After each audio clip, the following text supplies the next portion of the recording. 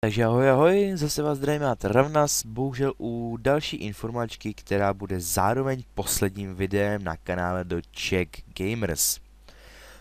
Skupina Czech Gamers vznikla, já nevím, asi 4.1. nebo 9.1. jsme měli registraci.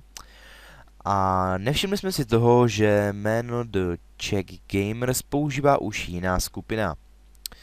Tímhletím bychom se chtěli veřejně omluvit skupině The Czech Gamers, která se zabývá recenzema, a oznámit vám, že přestupujeme na nový kanál, který se jmenuje The Czech Crew.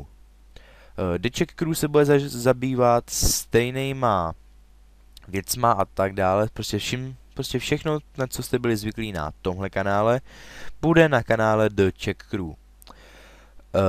Bohužel budu muset znova natočit The Nitronic Crash. Pokud na něj nebudete chtít koukat, nekoukejte, je to jenom na vás. A už mám od Dubíska 2 party na Skyrim. Já budu teda točit ten Assassin's Creed Revelations a Tadíka musím nějak dokopat, aby natočil Starker. Takže tímhletím bych se s váma chtěl rozloučit na tomhle kanále. V popisku videa bude odkaz na náš nový kanál. Snad tam přestoupíte s náma, pokud ne, nevadí.